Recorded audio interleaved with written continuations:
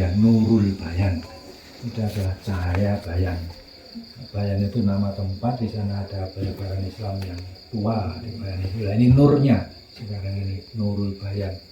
Yang dulu terbitnya nur ini dari tepi laut di pagar-pagar situ, yang dianggap itu sebagai tambungan karena ada santri-santri menjemur pakaian di situ.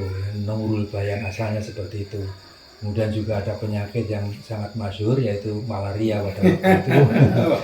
Iya, malaria. Guru yang dibawa ke sini sakit malaria di sini, bukan di sini penyebarnya, tapi dari sana membawa malaria ke sini. Sampai di opname di BKSM dulu, belum Yasmin tapi masih BKSM. Itulah berdirinya pesantren itu seperti itu. Dari yang sangat sederhana sekali, kemudian menjadi perkembangan yang lebih modern, lebih maju lagi. Ini kita berbicara mengenai pondok pesantren itu pondok sederhana. Sederhana itu bukan berarti miskin, tapi sederhana itu sesuai dengan kebutuhan. Kalau membutuhkan sesuatu itu dituruti, itu namanya sederhana. Tapi bukan keinginan yang diturutinya. Maka di sana ada istilah needs and wants. Needs itu kebutuhan, wants itu keinginan. Maka pondok pesantren itu tidak akan menuruti keinginannya, tetapi kebutuhannya. Butuhnya apa? Perlunya apa? Itu. Jadi sebentuk apapun, berbentuk apapun, selama itu masih kebutuhan, itu menjadi sederhana. Jadi jangan diartikan bahwa sederhana itu miskin, melarat, sederhana, tidak ruwet, bukan itu, tetapi sesuai dengan kebutuhan. Maka bentuk apapun yang menutupi kebutuhan itu adalah sederhana. Nah, sekarang kalau di kantor ini ada pondok modern, tapi sederhana. Jadi sederhana itu konotasinya bukan masalah jelek, bukan masalah miskin, tapi konotasinya adalah masalah kebutuhan dan kepentingan dan keinginan. Keinginan bukan sederhana, kebutuhan itulah sederhana. Nah, kantor ini ada embel-embelnya modern. Modern itu apa? Itu kan berdirinya tahun 26 kantor itu. Tahun 26 sampai sekarang ini sudah 100 tahun. Apa 100 tahun itu juga masih modern? Pertanyaan orang. Modern itu bukan kaitannya dengan umur, tapi modern itu kaitannya dengan visi dan misinya. Jadi ciri-ciri modern itu ada. Di antara ciri modern itu adalah salah satu visioner, melihat masa depan, jauh masa depan itu yang kemudian menjadi visinya. Tujuannya adalah yang masa depan itu. Jadi masa depan seperti apa disiapkan sekarang ini. Ini modern. Dan modern itu selalu maju, tidak pernah mundur. Kalau mundur itu setback. Ini progres terus. Itulah modern. Modern, orang berpikir modern, itu orang berpikir maju. Mencari solusi yang lebih baik lagi. Itu namanya modern. Selain daripada itu, modern itu juga berarti evaluatif. Mau dievaluasi, dilihat evaluasinya bagaimana, dievaluasi setiap saat. Ini modern. Yang tidak mau dievaluasi itu tidak modern. Evaluasi bukan berarti intervensi. Intervensi tidak bisa, tidak boleh intervensi itu. Itu hak asasi masing-masing. Semuanya itu mempunyai personal privasi, ya, mempunyai privasi masing-masing itu semuanya. Maka tidak boleh intervensi, tapi bisa evaluasi. Jadi ada evaluasi. Nah, setelah evaluasi itu kan orang mendapatkan kesalahan, kekurangan, kelemahan di pondok pesantren itu, kemudian dikemukakan. Evaluasi, kemudian pondok itu menerima itu evaluasi. Setelah evaluasi, maka kemudian inovasi, merubah yang salah menjadi yang benar. Itu evaluasi dan inovasi. Maka di situ yastami'unal qaula wa yattabi'una ahsanahu. Jadi mendengarkan pembicaraan orang, mendengarkan kritikan, mendengarkan evaluasi, yang diikuti mana? Yang paling baik. Ini adalah ciri modern. Jadi ciri modern itu bukan umurnya, tapi modern itu adalah sifatnya, sifat modern. Maka sampai kapanpun pondok modern itu tetap modern kalau mempunyai sifat seperti itu. Tapi modern yang tidak mempunyai sifat seperti itu tidak layak untuk disebut modern. Itulah. Nah, sekarang bagaimana kita mempertahankan pondok ini, pondok kita, bagaimana mempertahankannya. Pondok itu akan kuat dan solid kalau di dalamnya kuat. Nah, jadi ada adhesinya, kohesinya itu kuat di situ. Jadi dia mempertahankan diri dengan kebersamaan dan kesamaan di pondok itu, bersama-sama mengembangkan pondok ini akan menjadi kuat. Nah, kalau di dalam itu sudah bertengkar, berselisih pendapat, itu banyak hal yang masuk nanti. Kalau masuk di situ akan merusak dari dalam. Ini yang digunakan, cara yang digunakan oleh orang-orang Kristen terhadap Islam, di mana Snogogoronya dulu mengadakan penelitian sejak Aceh sampai Lampung untuk menaklukkan Islam itu bagaimana. Kemudian kesimpulan terakhir supaya Islam itu dipecah-pecah, maka terjadilah divided and tempera itu. Nah, ini kan menjadi pecah, maka pondok itu akan kuat apabila solid di dalam. Solid di dalam. Nah, untuk kesolidan di dalam ini perlu ada kesamaan dan kebersamaan. Kesamaan dan kebersamaan. Kesamaan itu sama derajatnya, kebersamaan itu melaksanakannya dengan bersama-sama. Melaksanakan bersama-sama itu tidak semua pekerjaan dikerjakan semua, enggak. Pekerjaan yang banyak tapi dikerjakan bersama-sama. Ini namanya kebersamaan. Kebersamaan. Ada yang mencangkul, ada yang menanam, ada yang mengetam, ada yang mengajar, ada ini semuanya adalah pekerjaan yang dilakukan oleh pondok itu dan mereka bersama-sama mengerjakannya. Jadi perkembangan itu akan maju apabila semuanya dibina, tidak hanya satu sisi. Jadi timunnya Sri itu sama semuanya. Semua bagian aparat, semua bagian yang ada di pondok itu dikembangkan bersama-sama. Ini akan menjadi maju. Tapi kalau hanya dari satu sisi saja, ini tidak akan bisa maju. Karena pincang. Kaki kiri dengan kanan tidak sejalan, itu akan menjadi pincang. Maka harus bersama-sama berjalan. Ya bersama-sama itu kita mesti harus satu begini. Kalau itu kanguru, jalannya begitu. Kalau manusia ya begini, kaki belakang, depan, belakang itu bersama. Meskipun tidak sama-sama pada satu waktu. Ini namanya perkembangan bersama, kesamaan derajat. Itu perlu kita bina dan kita bina di pondok itu. Kenapa? Karena persamaan derajat itu adalah Islami. Apa? Semua manusia ini makhluk. Jadi apapun bentuknya yang disebut manusia itu tidak lewat daripada makhluk. Hanya makhluk saja, bukan al-khaliq. Maka makhluk yang menganggap dirinya tinggi itu menjadi sifatnya khaliq. Kholiknya dia apa? Ya demit itu, setan itu, iblis itu namanya. Iblis itu menjadi makhluk yang bersifat kholik. Karena dia merasa lebih baik daripada Adam. Adam terbuat daripada tanah, ini si iblis terbuat daripada api. Iblis nggak mau nyembah Adam. Karena apa? Saya terbuat daripada api, dia hanya terbuat daripada tanah. Maka lebih mulia saya ini, nggak mau saya nyembah. Ini egoismenya tinggi. Prestisenya tinggi, itu tidak perlu ada di dalam kelompok Islam ini. Kelompok Islam kita itu sama dengan ketika kita sholat, sama, semuanya derajatnya sama, makmum semuanya, imamnya cukup satu, semuanya ikut imam ini, makmum semuanya. Makmum itu tidak ada yang lebih, makmum di belakang atau di depan itu sama saja, pahalanya sama saja, hanya dia diberi tambahan pahala apabila datangnya duluan, karena dia lebih sengsara daripada yang datang akhir. Dari istilahnya di sini ada mat kolam cing. Ketika komat datang teko, ketika salam kencing pergi. Jadi sambayangnya itu sejak awal itu pahalanya di situ. Tapi derajatnya sama antara makmum dengan makmum itu semuanya derajatnya sama. Tidak ada yang berbeda. Ini ada di Demangan itu ada Doro istilahnya, itu orang yang menganggap mempunyai keturunan Doro istilahnya bangsawan, turunan bangsawan. Satu saat dia tidak mau lagi masuk ke masjid itu. Biasanya dia ke masjid di depan begitu. Kemudian pada waktu itu dia telat datang di situ. Nah itu kemudian kan dia di belakangnya orang yang ruko, yang sujud itu. Kemudian dia nggak mau lagi sholat ke masjid. Ditanya kenapa? Aku yang masjid mau diperdingi. Artinya dia ke masjid hanya dipantati saja, diberi pantat, bahkan tidak mau dia. Ini namanya prestisenya, prestasinya, egoismenya tumbuh di situ. Orang tidak lepas daripada egoismenya. Kita punya egoisme semua. Tetapi yang penting adalah bagaimana kita menyikapi egoisme kita, bagaimana kita mengendalikan ego itu. Itu yang penting itu.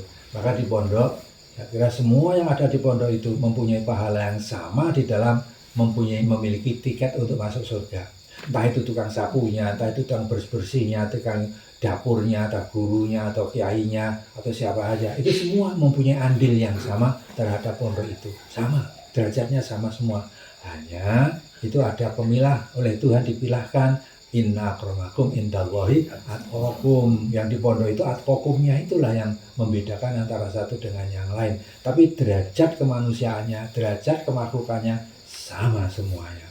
Sama semua, lahir tidak berpakaian, masuk liang lahat juga tidak berpakaian, sama. Nah itu, nah, kemudian ya kita perlu lagi untuk membuat satu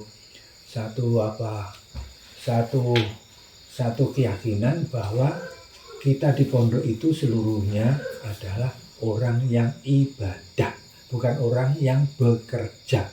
Kalau orang bekerja itu motivasinya adalah harta, tapi kalau ibadah motivasinya adalah pahala. Maka di pondok itu ada orang ibadah semua, tapi ibadah itu jangan dilupakan. Nanti kalau ada guru yang kelaparan, yang salah kiainya, ini salah ini kalau gurunya kelaparan itu. Ini guru harus sejahtera, yang mensejahterakan adalah kiainya, pimpinannya. Kalau sampai ada yang sengsara, itu yang salah adalah pimpinannya. Nah kalau tidak ada dana, tidak ada apa, terus pimpinannya diam saja, tidak mau cari dana, itu disalahkan dia. Jadi pemimpin itu mas'ulun an ra'iyatihi, kullukum ra'in wa kullukum mas'ulun an ra'iyatihi. Itu begitu. Jadi yang paling tinggi ini yang paling bertanggung jawab. Amanat. Dan jadi kiai itu amanat. Menjadi pimpinan itu amanat. Bukan kehormatan. Tetapi itu adalah amanat. Kalau menjadi amanat itu kewajiban untuk melaksanakan amanat yang dibebankan kepada dia. Amanat. Itu semuanya amanat. Maka kita ini sebenarnya adalah menerima amanat. Yang pimpinan pondoknya juga amanat dari Allah, dia diberi kesempatan untuk menjadi pimpinan pondok, yang di bawahnya amanat daripada pimpinan pondoknya untuk melaksanakan apa yang diperintahkan oleh pimpinan pondoknya. Satu hal yang harus yakini dan harus dipegangi, bahwa kita ini bertumpukan kepada kepercayaan, bukan kepada undang-undang, bukan kepada peraturan, tetapi kepada kepercayaan. Kita trust kepada yang lain, trust itu ya, percaya kepada yang lain. Ini pimpinannya mempercayai yang dipimpin, yang dipimpin mempercayai kepada pimpinannya, itu kepercayaan. Nah sekarang negara kita ini kekurangan kepercayaan. Satu contoh, dulu ada wajib pajak, ada Gayus Tambunan yang bekerja hanya begitu kecil pangkatnya, tapi uangnya banyak sekali. Ini uang pajak, maka orang pembayar pajak kemudian tidak percaya lagi kepada bagian pajak. Maka kita harus bina kepercayaan di pondok itu dengan sebaik-baiknya. Santri supaya percaya kepada pondok. Nah sekarang bagaimana santri supaya percaya kepada pondok? Santri dibuat mereka ini merasa bangga terhadap pondoknya. Jangan sampai santri itu tidak bangga kepada pondoknya. Maka sering kita katakan bahwa pondok yang sukses, lembaga pendidikan yang sukses adalah lembaga pendidikan yang alumninya bangga terhadap alma maternya. Kalau alumni sudah tidak bangga kepada alma maternya, sudah menghina alma maternya, itu berarti pondok itu tidak sukses. Nah, kemudian bagaimana supaya kita ini bisa sukses? Adalah kebersamaan dan kesamaan yang kita bina, yang kita himpun, yang selalu kita pertahankan, itu di sana letaknya. Bukannya kita kemudian memerintah saja, tetapi juga menjadi contoh. Guru-guru, ini kan guru-guru semua, itu kalau di dalam bahasa Jawa digugu dan ditiru. Artinya digugu itu diikuti, ditiru itu ditiru itu. Gugu itu digugu dan ditiru. Guru menjadi contoh. Jangan guru mencari atau memberi contoh. Guru menjadi contoh, bukan memberi contoh. Kalau memberi contoh itu bisa menunjuk, itu loh contoh jangan guru. Kalau menjadi contoh, ya dia sendiri menjadi contoh. Maka guru harus betul-betul di dalam hal ini menjadi contoh para santri. Jadi qudwah hasanah, guru itu seperti itu. Nah guru jangan sampai merasa yang paling tahu, karena guru itu juga orang manusia biasa. Tapi tidak di kelas harus menjadi orang yang siap untuk ditanya pelajaran yang ada di situ. Pelajarannya itu namanya hadisnya namanya 10, itu harus dipelajari 20 atau 100 hadis untuk menjawab apabila ada pertanyaan, kemungkinan itu. Maka guru harus betul-betul tahqiq kepada apa saja. bahasa kepada kamus, hadis kepada buku-buku hadis, al-kutubut turath itu harus dipelajari dengan sebaik-baiknya. Jadi meyakini apa yang diajarkan itu benar, meyakini benar. Nah, kemudian yang lain lagi, supaya antara dunia dan akhirat itu jangan dibedakan. Dunia ya akhirat, akhirat ya dunia. Apa maksudnya? Semua yang kita lakukan di dunia ini adalah untuk akhirat. Jadi kita berbuat apapun di dunia ini, hasilnya nanti dipetik di akhirat itu. Maka ketika di pesantren adalah ibadah, karena kita melaksanakan apa yang ada di dunia ini nanti akan kita petik di akhiratnya nanti. Itu begitu, harus paham seperti itu, harus merasa seperti itu. Dunia akhirat ada. Nah, kalau di akhirat ada surga, maka di dunia juga ada surga. Surga dunia namanya. Surga akhirat ya seperti itu. Seperti itu apa? Kita tidak bisa membayangkan seperti apa surga itu. Karena surga itu pokoknya tajri min tahtihal anhar, itu ada sungai yang mengalir di bawah. Kita tidak bisa memikirkan seperti apa airnya, ada kotorannya atau tidak, apa yang tumbuh di situ tidak bisa kita pikirkan. Maka di sana disebutkan sam'iyat itu, masalah berita-berita yang sifatnya sam'iyat itu tidak bisa dipikirkan, tidak bisa. La ainur ra'at wala udhunun sami'at wala khotor fi qalbi bashar. Di dalam hati aja tidak bisa mendetik, tidak terdetik seperti apa sebenarnya surga dan neraka itu. Dan kita tidak juga bisa meminis atau menvonis orang masuk surga atau neraka. Oh, kamu neraka, kamu surga. Enggak. Karena surga neraka itu hak Allah, hak prerogatif Allah Subhanahu wa taala. Kita tidak perlu memvonis seperti itu. Kalau kita katakan kamu dosa iya. Tetapi masalah tempatnya di surga atau di neraka kita tidak bisa menentukan.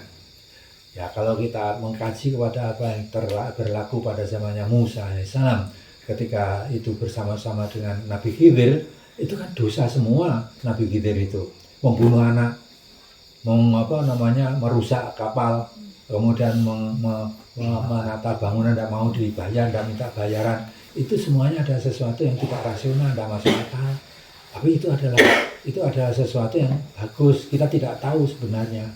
Maka di dalam, kalau melihat orang ya jangan hanya lahirnya, harus ada titik di situ kecurigaan. Kita curiga. Jadi husnudzan dan suudzan itu sama. Husnudzan itu kalau terlalu banyak ya menjadi persemar di kantor itu karena terlalu husnudzan. Kemudian suudzan menjadi fitnah. Jadi kepada orang itu harus ada hati-hatinya. Karena apa? Setiap orang itu mempunyai titik lemah, mempunyai dosa dan mempunyai pahala, mempunyai baik dan mempunyai jelek. Jadi ada ego dan ada macam-macam yang menjadi sifat manusia ini. Itu sekali waktu bisa tumbuh. Jadi orang yang baik, tidak pernah curi, tidak pernah apa begitu. Tapi kemudian lewat satu tempat, di situ ada barang yang indah, yang bermanfaat, tapi tidak ada orang yang ada di situ. Bisa dia mengambilnya. Itu namanya mencuri. Tapi dia sebenarnya tidak mencuri. Ini adalah egonya keluar di situ. Jadi ketika ada pancingan, maka kemudian keluar sifatnya seperti itu. Itulah kira-kira yang perlu kita pahami bersama, bahwa dalam membina Al-Bayan itu jangan hanya satu bagian, tapi seluruh bagian itu harus dibina, jangan tidak, harus dibina. Kebersamaan harus dilaksanakan, jangan sampai sendiri-sendiri, karena al-barokah ma'al jamaah, itu berkah itu bersama-sama. Ta'am wahid yakfil itsnain, ta'amul itsnain yakfil arba'ah, ta'amul arba' yakfil thamaniyah, dan seterusnya. Itu jamaah, barokah jamaah. Jadi barokahnya jamaah itu adalah jamaahnya itu sendiri.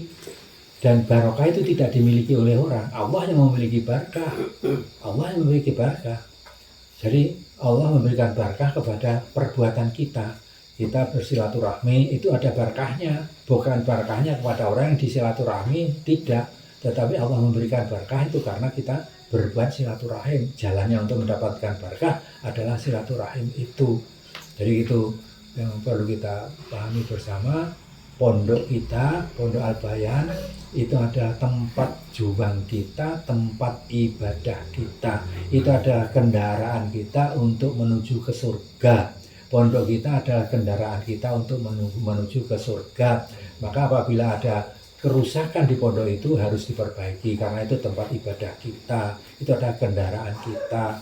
Jangan sampai kita kemudian malah merusak kendaraan kita. Tidak, kita harus memperbaiki kendaraan kita ini, memelihara kendaraan kita ini. Kita harus benar-benar all out di dalam memperjuangkan pondok kita ini, karena itu adalah jalan kita untuk menuju ke surga nanti setelah kita tidak ada, meninggal dunia, dan nanti akan ada alam kubur dan alam barzakh, alam akhirat nanti akan kita temui di sana. Saya kira itu saja yang saya sampaikan, yang mudah-mudahan saya juga bisa menjalankan apa yang saya katakan, dan mudah-mudahan Anda sekalian juga meresapi apa yang saya katakan ini. Sebenarnya ini bukan kata-kata saya, ini semuanya adalah berdasar kepada ajaran agama, dan ini ajaran agama kita adalah satu, yaitu agama Islam. Agama Islam itu satu. Ini banyak lagi ya, biarlah gini aja lah yang saya sampaikan, mudah-mudahan ada makna dan faedahnya bagi kita semua.